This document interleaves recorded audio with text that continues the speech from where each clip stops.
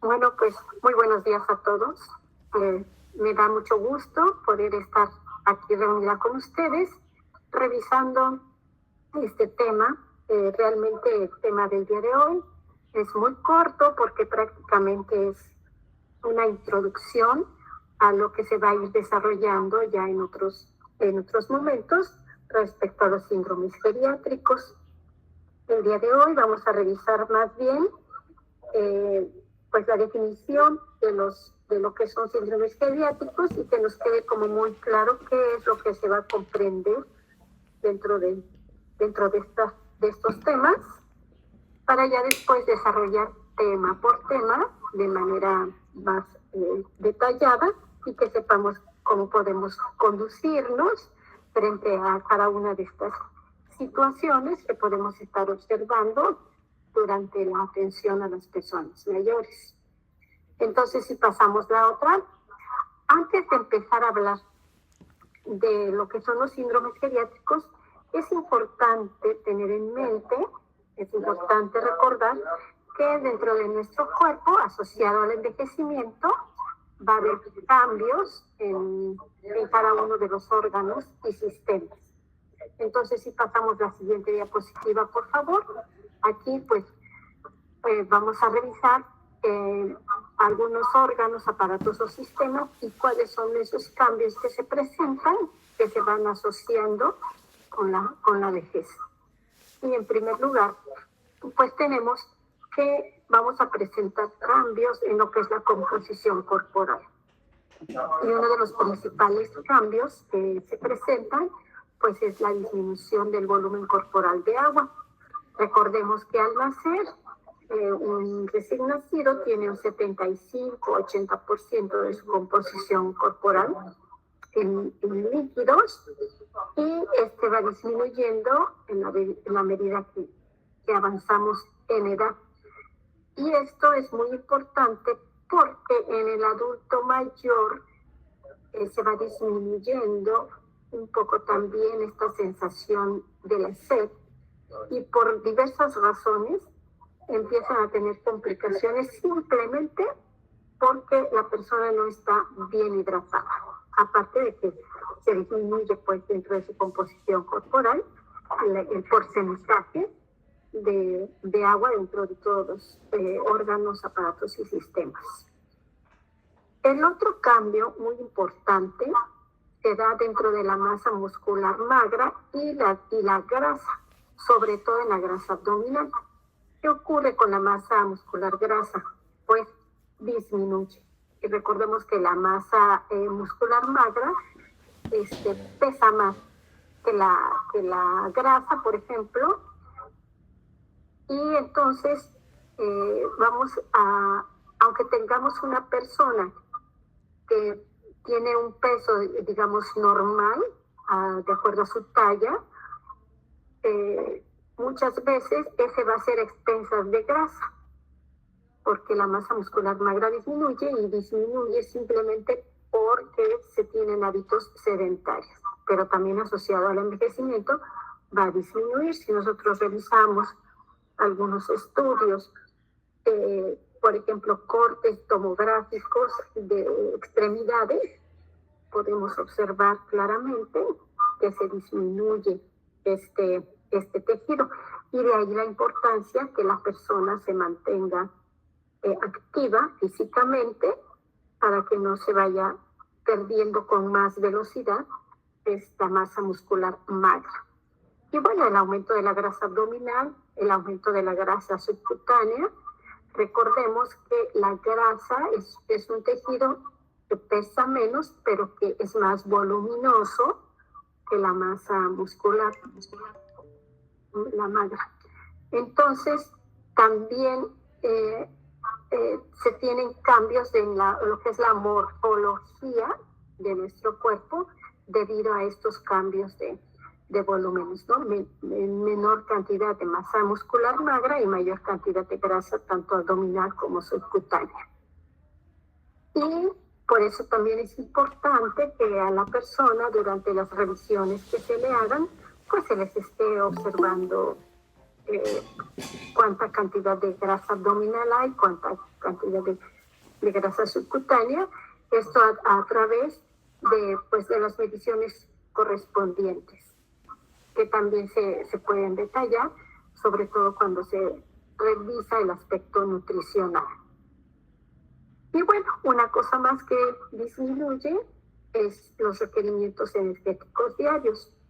Y esto pues asociado también a la menor actividad física que se va teniendo con el tiempo. Esto de los malos hábitos. Y de ahí la importancia que siempre que nosotros hacemos actividades de prevención, de promoción para la salud, pues se insista en mejorar los hábitos, los estilos de vida y que se pueda corregir lo que es el sedentarismo.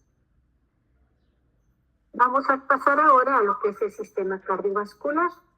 En el sistema cardiovascular, pues suceden procesos de remodelación y entonces hay un aumento en el grosor de la capa íntima arterial y esto hace que las arterias tengan menor elasticidad y por eso es que también se puede observar con más frecuencia estas situaciones de la presión arterial que se eleva. Y esto mismo hace que los vasos se vuelvan más rígidos, menos elásticos, más rígidos y por lo tanto pues también se vuelven más frágiles. En cuanto a la presión arterial, también por estas situaciones se disminuye la regulación del tono vascular, la respuesta es más lenta y entonces ante necesidades que tenga el individuo a veces de reaccionar prontamente, pues estas respuestas en el tono vascular vienen siendo más lentas.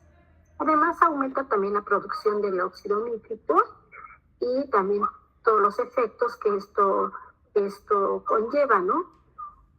La presión arterial sistólica, por todas estas razones, se ve aumentada y la diastólica se disminuye. Y entonces esto hace que se hagan más amplias las brechas entre la presión sistólica y la presión diastólica. Otra cosa que debido a todo esto se eleva es la poscarga del corazón. A nivel cardíaco, también se disminuye la frecuencia cardíaca máxima. Por eso en las fórmulas que se tienen para hacer los cálculos de funcionamiento, pues se relaciona mucho la edad con el cálculo de esta frecuencia máxima, sobre todo cuando se les hace pruebas de esfuerzo a las personas que tienen alguna situación de isquemia cardíaca, por ejemplo, y que se llevan algunas pruebas especializadas. También disminuye el gasto cardíaco en el esfuerzo.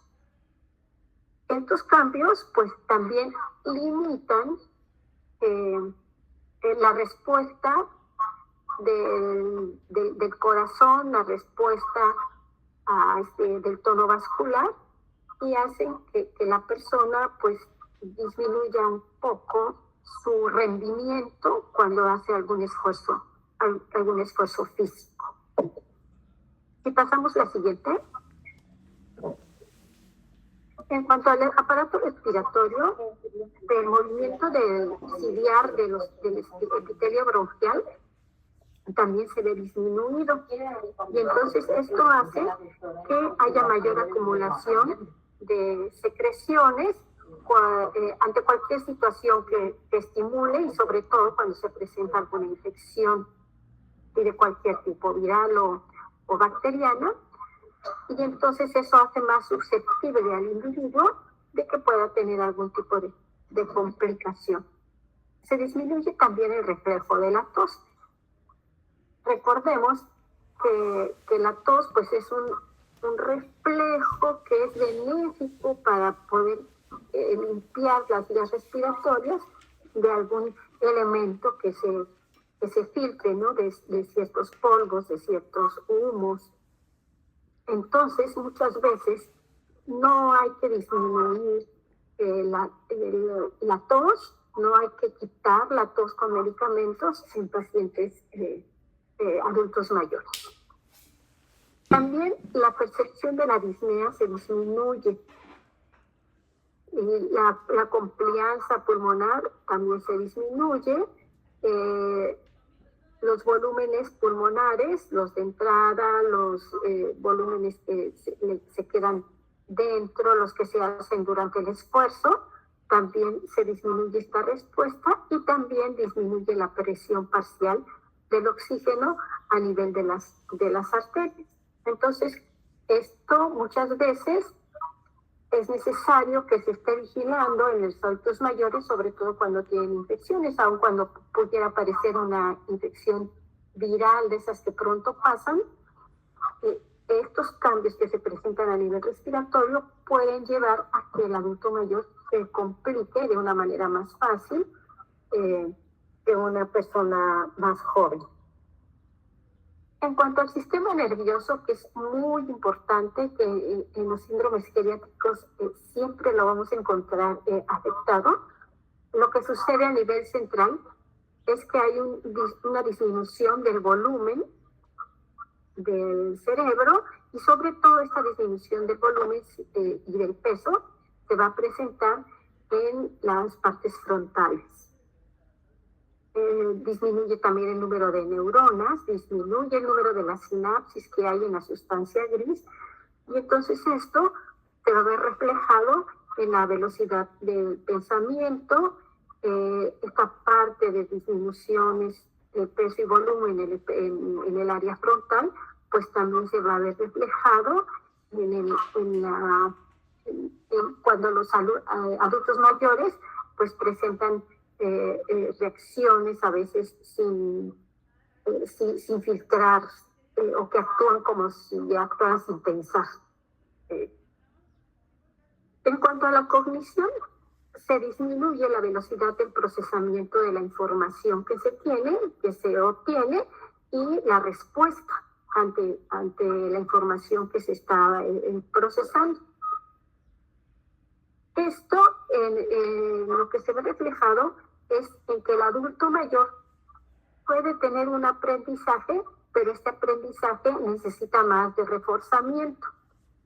Es decir, se enlentece un poco, de manera muy discreta, la velocidad con que se aprende. Por eso los adultos mayores, cuando aprenden cosas nuevas, lo importante es estar reforzando, estar preguntando si se entendió, qué se entendió, para que nosotros sepamos que ya tienen un aprendizaje adquirido. En cuanto a la ejecución de operaciones mentales, estas también se ven disminuidas, y también la percepción, ¿sí? La atención, la toma de decisiones es un poquito más lenta. Por eso es común que a veces el adulto mayor diga, pues a ver, esto lo voy a pensar, ¿no? Sobre todo si tienen que hacer decisiones, todo lo que está relacionado con documentos. Solamente se requiere que se quiten cualquier distractor que se tenga para que la persona pueda mejorar su atención y entonces pueda tomar las decisiones, porque estas operaciones mentales se ven un poquito ralentizadas. A nivel del sistema nervioso periférico, pues se va a disminuir la velocidad de conducción nerviosa. Esto está bien estudiado en pruebas neurofisiológicas. Disminuye también el número de las placas neuromusculares, así como a nivel central disminuyen las sinapsis, pues aquí también, ¿no? Disminuye el número de placas neuromusculares y se aumenta el número de conexiones nerviosas fuera de esta placa, ¿no? Entonces la velocidad de conducción se ve afectada, se ve enlentecida, y esto lo podemos observar en cuanto a cuando estudiamos los reflejos del paciente y se ven un poco enlentecidos, ¿sí? También en cuanto a los niveles de respuesta con algunos neurotransmisores o con algunas otras sustancias, pues los niveles plasmáticos de noradrenalina se ven aumentados y se disminuye la expresión de receptores cardíacos, de receptores vasculares para la noradrenalina, Y entonces esto también, si lo conjuntamos con lo que revisábamos hace un momento del sistema cardiovascular, pues nos explica por qué el adulto mayor pues es más propenso de sufrir, por ejemplo, hipertensión arterial. Si pasamos la que sigue, a nivel renal, que es un aparato muy importante, ¿sí? Pues se disminuye también la masa renal y esta se disminuye a expensas de la corteza. Entonces, cuando nosotros estudiamos ultrasonidos, pues se pueden ver estos cambios ahí reflejados: disminución del volumen, aumento del área de la corteza. Se disminuye el flujo sanguíneo renal. Lo que se ha calculado es un 10% por década después de que se cumplen los 50 años. Y por eso es importante estar revisando el funcionamiento renal de los pacientes. El renal y el hepático se tienen que estudiar muy bien, sobre todo cuando se van a dar medicamentos, cuando la persona empieza a tener más de una o dos enfermedades y se va a hacer combinación de medicamentos.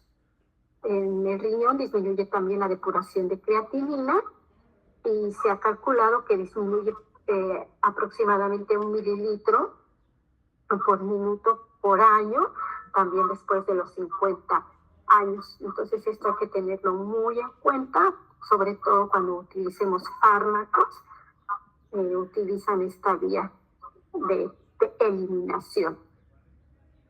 En el aparato digestivo, bueno, se produce una disminución en la producción de saliva, que esto, bueno, se va a ver afectado aproximadamente una cuarta parte de los pacientes adultos mayores, se va a poder observar con claridad. También disminuye la velocidad del vaciamiento gástrico, disminuye la secreción de pepsina, de ácido clorhídrico, y con esto, pues también se ve afectado un poco la nutrición, ¿sí? Disminuyen algunas enzimas microsomales hepáticas, pues sobre todo este citocromo P450, que tiene que ver mucho con el metabolismo también de medicamentos, y disminuye la fase oxidativa 1 del metabolismo hepático. Entonces, estos dos órganos, estos dos sistemas se tienen que estudiar muy bien en el adulto mayor. Bueno, se tienen que estar haciendo, digamos, exámenes regularmente, sobre todo cuando estamos utilizando fármacos. Pasamos a la que sigue. Bueno, ahora sí, los síndromes, con todo este antecedente de los cambios que suceden a nivel corporal en nuestros órganos y sistemas, pues vamos ahora a pasar a la definición, ¿no?, de lo que es un síndrome geriátrico. Miren, antes de que se hablara de síndromes geriátricos, se empezó a denominar síndrome geriátrico a cualquier característica que los adultos mayores presentaban con mayor frecuencia. Y sobre todo esto se observaba en adultos que estaban ingresados aquí en la diapositiva puse servicios de geriatría, pero en ese tiempo pues eran asilos o lugares, casas de reposo, ¿sí?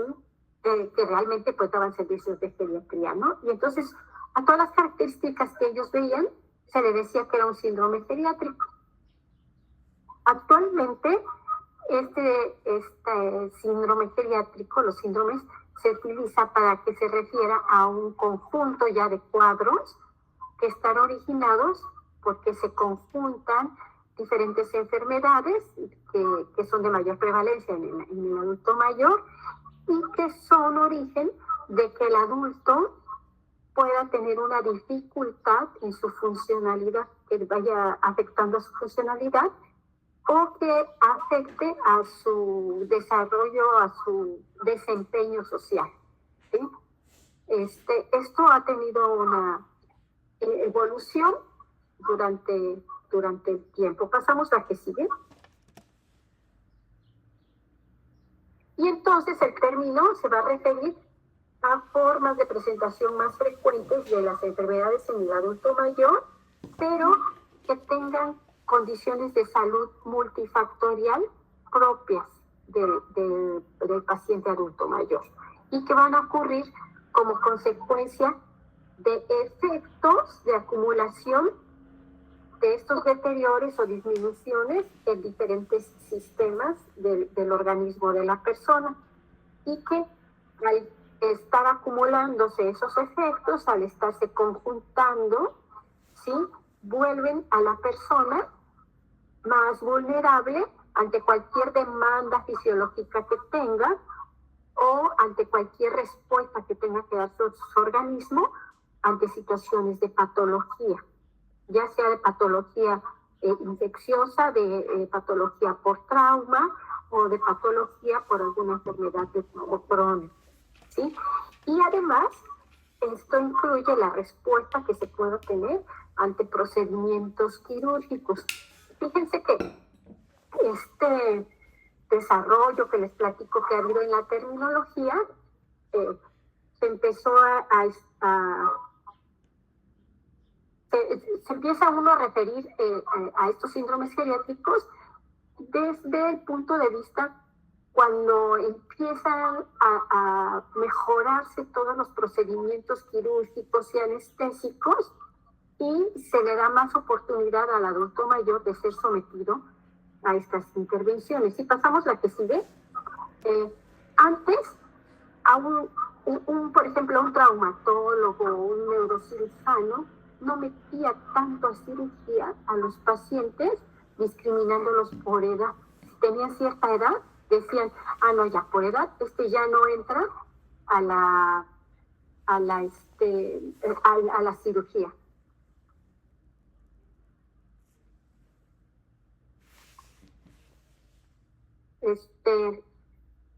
Y desde ahí es donde se empieza a ver cómo van siendo las respuestas del adulto mayor comparado con adultos jóvenes o con niños. ¿Cómo les va después de una cirugía a los niños, ¿no? O a los adultos. Bueno, a ver aquí que tengo. Los síndromes geriátricos son una forma de presentación de enfermedad común en los adultos mayores. Ya habíamos dicho, se presentan como un conjunto de cuadros clínicos. Están habitualmente originados porque hay una interacción en enfermedades que tienen alta prevalencia y que además pueden originar una incapacidad o una dificultad para la funcionalidad de la persona o para su desarrollo social. Tenemos que son la manifestación inicial de muchas enfermedades, pero también a la vez son el principio de otros problemas que se pueden presentar y que se deben de tener en cuenta desde cómo los vamos detectando para establecer una buena prevención de los mismos. Bueno, hasta aquí nada más quisiera hacer un paréntesis para decirles que si tienen alguna pregunta pueden alzar la mano o bueno, si no, apunten sus preguntas para el final. Si pasamos la siguiente. Bueno, a diferencia de otras edades, las personas mayores pueden presentar síntomas que parecieran atípicos con respecto a edades más jóvenes, ¿sí? O una combinación de factores que resulten en síndromes que pueden presentarse como las caídas, como la inmovilidad, como la incontinencia, como un deterioro cognitivo o como fragilidad. Y entonces, ahora sí ya teniendo una definición más actualizada, podríamos hablar de que se definen como un conjunto de cuadros clínicos que están originados porque hay una interacción de enfermedades con alta prevalencia en la vejez. Pasemos a la que sigue, por favor. Bueno, las causas pueden ser, de hecho, son multifactoriales. La presentación de estos síndromes suelen ser resultado de una combinación de enfermedades.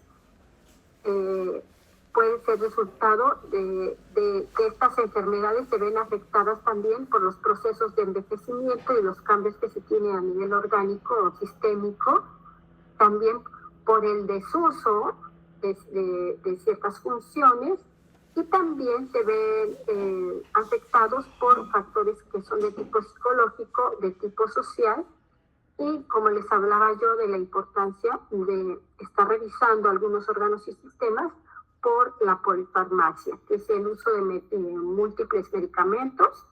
De hecho, si una persona usa más de 3 medicamentos, ya debemos de estar teniendo cuidado por las interacciones que se presenten. La manifestación de estos síndromes a menudo van a ser, son la forma principal en la que los adultos manifiestan algún problema de salud. Entonces, como les decía, se ven reflejados en síntomas que pueden ser atípicos comparados con población más joven, pero que suelen ser típicos ya dentro del grupo de los adultos mayores, ¿sí? Con síntomas menos típicos que en otras poblaciones. Si pasamos a la que sigue. Y bueno, dentro de los síndromes geriátricos que se han considerado más importantes por todas las complicaciones que se pueden tener cuando se presentan, y porque generalmente si se presenta uno, nos va a terminar llevando a otro. Entonces los principales, los más importantes que se han considerado dentro de la geriatría, que debemos estar vigilando e intervenir, son la inmovilidad, las caídas o la inestabilidad, la falta de equilibrio, la incontinencia urinaria y el deterioro cognitivo. A estos 4 que se les han considerado gigantes de la geriatría, es importante tener en mente que les podemos agregar otros 2 que también nos causan muchos problemas. Y estos 2 son la fragilidad y la depresión. Entonces, más adelante en este curso vamos a estar estudiando cada uno de estos síndromes geriátricos. Si pasamos la siguiente. Bueno, y entonces les estaba yo comentando que todo esto del estudio de los síndromes geriátricos se empezó a estudiar desde que a los pacientes adultos mayores se les va empezando a considerar para cirugía, y no se les niega como antes que decían por edad, ya no entra, y la disculpa que daban es que tenía un alto riesgo de morir durante el procedimiento quirúrgico. A medida que se han podido mejorar las técnicas de anestesia y se ha podido tener a disposición en cuanto a lo tecnológico algún otro tipo de equipo dentro de los quirófanos, pues se ha podido disminuir la mortalidad que presentaban las personas mayores dentro del quirófano. Y entonces, además también que había más demanda de personas adultas mayores solicitando cirugías o necesitando cirugías, ¿no? Y entonces todos estos avances en técnicas quirúrgicas, en técnicas anestesias, y este aumento de la cantidad de personas que requieren cirugías, pues fueron dando lugar a que se pusiera más atención y se desarrollaran intervenciones o formas de que se pudiera disminuir esta mortalidad que se presentaba. Si pasamos la siguiente.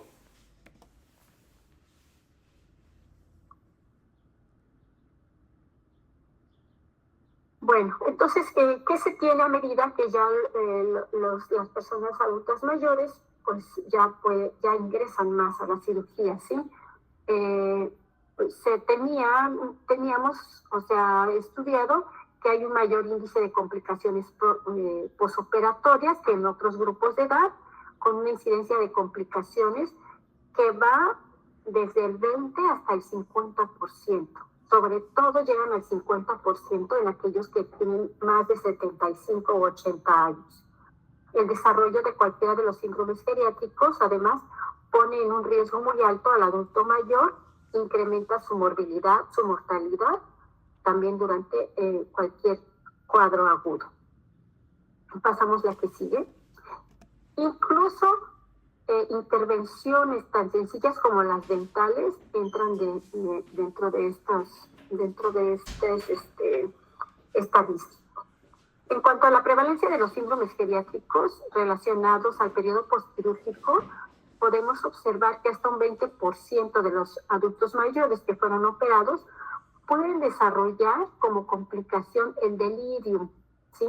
Que está dentro de la parte cognitiva. Y esta incidencia se eleva cuando las cirugías son mayores, ¿sí? Por ejemplo, en las fracturas de cadera se ven complicaciones hasta en un 60%, ¿sí? Muchos de ellos desarrollan delirium y hay que estar como que muy atentos porque esto significa que está habiendo cierta dificultad dentro de todos los órganos y sistemas para responder a esta situación de trauma o estrés. Y esto pues le confiere al paciente un riesgo alto también de mortalidad. ¿Por qué? Porque una vez que se presenta un síndrome geriátrico debemos estar atentos porque es muy probable que nos lleve a la presencia de otro, ¿no? Se asocia con otras complicaciones y también mayor presentación de síndromes geriátricos y mayor presentación de complicaciones, ¿no? ¿Cuáles son las que se ven más después de algo quirúrgico? Pues el infarto al miocardio, el edema pulmonar y las neumonías, sobre todo. Y todo esto es por la inmovilidad y por los cambios que ya mencionábamos en nuestro sistema, nuestros aparatos y sistemas. ¿Sí vemos la que sigue? Bueno, entonces, todo adulto mayor que presente algún síndrome geriátrico debemos estar atentos. Debemos de establecer planes de cuidado para estas personas. Este cuidado debe de ser integral y debe incluir intervenciones tanto en la nutrición como en la funcionalidad, como en la atención de cualquier otro padecimiento o proceso médico que esté atravesando la persona y en orientación de los cuidados al cuidador primario. Entonces, es importante no esperarnos hasta que se desarrolle un síndrome y nosotros podemos ver cuáles son los factores de riesgo que la persona está presentando para desarrollar algún síndrome. Nosotros podemos intervenir desde antes. Y por eso, en esta diapositiva, en estos 4 puntitos que tenemos aquí, ¿sí?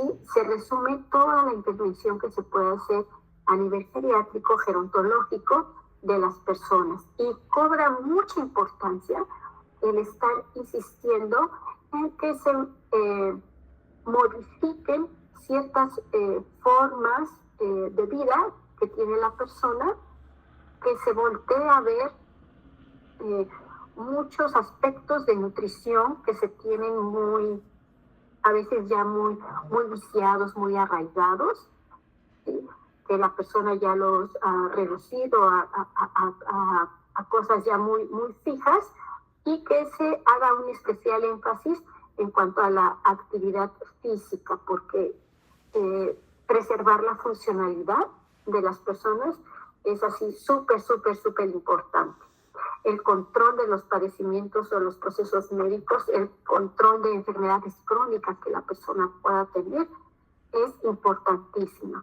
Y algo que se ha descuidado mucho o que se tiene así como aparte, como que no le damos la importancia que se tiene, es que hay que atender a las personas que cuidan a adultos mayores que ya tienen afectadas estas capacidades funcionales, para que la persona que ya está afectada no evolucione de manera rápida, pero también la persona que da los cuidados no se deteriore, porque suelen ser adultos mayores cuidando a otros adultos mayores. Y siempre un cuidador primario debe de estar muy al pendiente de cualquier cambio que pueda observar en la persona mayor que está a su cuidado. Si pasamos la siguiente. Bueno, ya casi para terminar, es importante repasar cuáles son entonces las características comunes que pueden tener estos síndromes geriátricos. Y dentro de estas características, bueno, primero es que la frecuencia de estos síndromes pues es elevada. Y habíamos dicho más en aquellos que son mayores de 80 años. Desde los 75 ya se va viendo. ¿Sí? La incidencia y la prevalencia es elevada entre la población de mayores de 65, aumenta más en mayores de 80 y también se ve más aumentada en personas hospitalizadas o en personas que están residiendo en alguna institución, ¿sí? En algún asilo, en alguna casa de reposo, en alguna casa de cuidado. Además, todo esto tiene un carácter sindromático, es decir, que cada síndrome constituye una forma de presentación de diferentes patologías. A veces hay un síntoma que predomina, aunque la causa esté en diferentes patologías. Casi cualquier enfermedad puede presentarse en el anciano como uno de estos síndromes.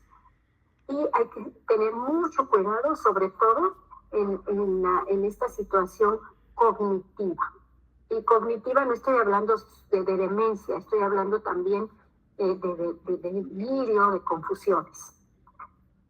Otra característica es que pueden originar un importante deterioro en la calidad de vida de la persona. La defina como la defina, porque acuérdense que pues la calidad de vida se puede definir en función de diferentes situaciones que cada persona le da importancia, ¿sí? Generan o incrementan la dependencia de las personas y un aumento de las necesidades de asistencia, tanto sanitaria como familiar, como de apoyo social, y que si además estas no se cubren, van a favorecer que la persona se aísle o que se le orille hacia la institucionalización. En muchos casos, la aparición de estos síndromes es prevenible, es decir, por eso actualmente en las cirugías se utiliza mucho esta valoración preoperatoria, porque ahí es donde prevenimos las complicaciones dentro de o después de un procedimiento quirúrgico. Pero también es prevenible que la persona se disfuncionalice en un ámbito que no sea quirúrgico, ¿no? Y si se diagnostican adecuadamente, pues pueden ser susceptibles de tratamiento o de intervenciones para evitar la presencia de estos síndromes. Además, su abordaje diagnóstico y su abordaje terapéutico requieren, fíjense, de una valoración integral, ¿sí? Un abordaje muchas veces que va a tener que ser interdisciplinario y también la presencia de estos síndromes requiere que los niveles asistenciales se usen de una manera correcta, de una manera adecuada, que sepamos de qué tenemos que echar mano para asistir, para cuidar o para favorecer a una persona que está presentando cualquiera de estos síndromes. Cuando estudiemos cada uno de estos síndromes, pues ahí vamos a estar identificando, ya dependiendo de la parte afectada, cómo tenemos que hacer uso de todos estos niveles asistenciales que existen y que por eso es importante que trabajemos de una manera interdisciplinaria. Pasamos a la otra. Y bueno, dentro de esta evaluación hay cosas que debemos incluir que no se nos pueden quedar de ningún modo afuera. Y primero es ver qué causa fue la que originó o la que precipitó la presencia de este síndrome geriátrico. Tener en cuenta cuáles son las consecuencias dependiendo de cada síndrome que detectemos, ¿sí? Ver cómo se asocia ese síndrome con otros síndromes geriátricos, porque les decía, siempre que se presenta uno, es muy probable que se desarrolle en nosotros, o que ya estén, que no lo hayamos descubierto antes, ¿no? Las repercusiones del síndrome en otros sistemas, ¿sí? Porque todos nuestros sistemas pues están interconectados y cuando se afecta uno, tarde o temprano se terminan afectando otros. Y además es importante evaluar la presentación atípica de las enfermedades en los adultos mayores. Entonces, estas son situaciones que siempre debemos de tener presentes. Si encontramos un síndrome, tenemos que buscar que no esté otro ya presente o en desarrollo y abordar cualquier otro factor de riesgo bueno, cualquier otro factor que pueda ser riesgo para la presencia de un nuevo síndrome geriátrico. Bueno, creo que es hasta aquí. Pasamos, sí, si tienen alguna pregunta en relación a esto. Yo creo que ya cuando revisemos cada uno de los síndromes, pues esto va a poder quedar más claro. Pero el día de hoy, pues es tener en cuenta que qué cosa es todo lo que podemos englobar dentro de estos síndromes y poder identificar cuáles son como los más grandes o más importantes por su frecuencia que se presentan. Entonces, quedo atenta a si tienen alguna pregunta. Y doctores, doctoras, ¿alguna pregunta o comentario que quieran agregar?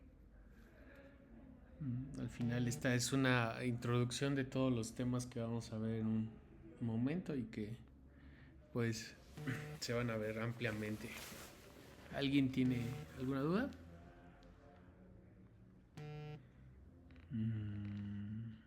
Ok. Parece que no hay... doctora Claudia, por favor.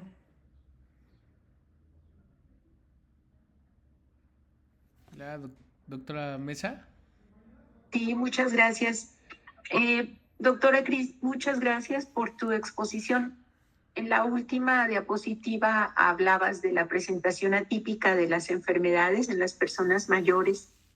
Y me gustaría que nos hablaras también acerca de la presentación atípica de síntomas tan importantes como la fiebre y el dolor, si es posible. Y entre las cosas atípicas que podemos observar, bueno, el dolor no se percibe igual en los adultos mayores. Por eso es importante estar revisando todas las escalas que se tienen.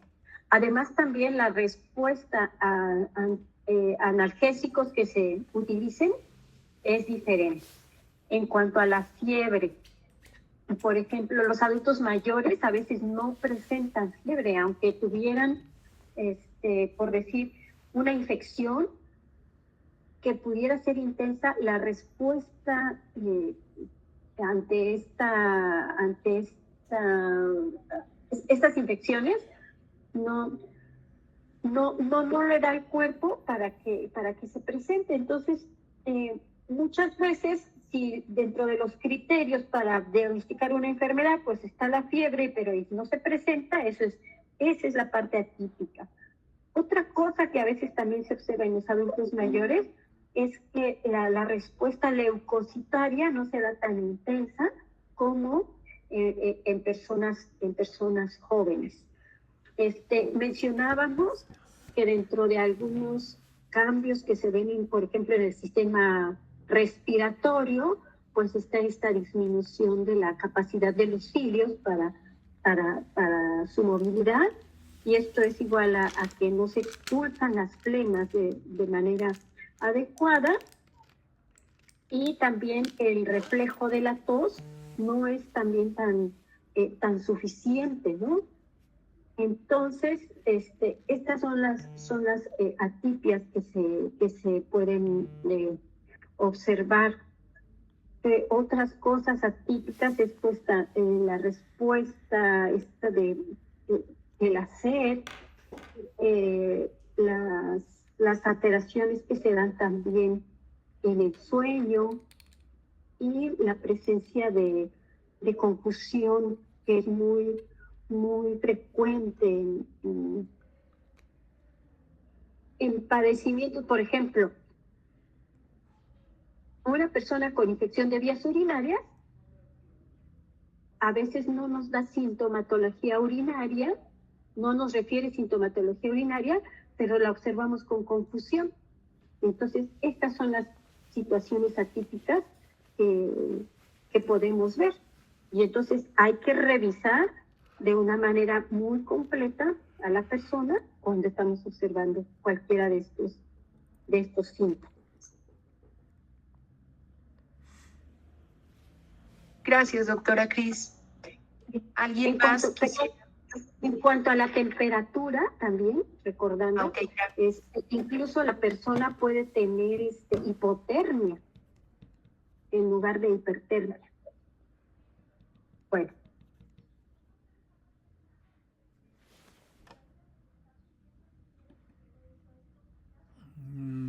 Ya no, parece que ya no hay ninguna pregunta por parte de los compañeros médicos, doctoras. Doctora Cristina Cervantes, le agradecemos esta valiosa presentación. Su exposición pues nos recuerda que el verdadero reto de nosotros es preservar la funcionalidad, la autonomía y la calidad de vida en esta etapa de la vida. Y pues todo esto será complementando y seguirá enriqueciendo nuestra práctica diaria conforme vayamos avanzando en este curso. Muchas gracias, doctora.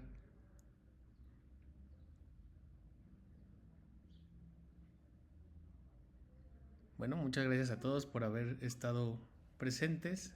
Muchas gracias, doctora Cris, doctora Mesa, doctora Alba, que tengan un muy bonito día a todos. Cuídense. Sí, gracias. La doctora Cristina allí. Ok, ya estamos. La camarita. Para que nuestros compañeros puedan conocer a la doctora Cris. Es que con la luz no te ven. ¿Qué tal? Bueno.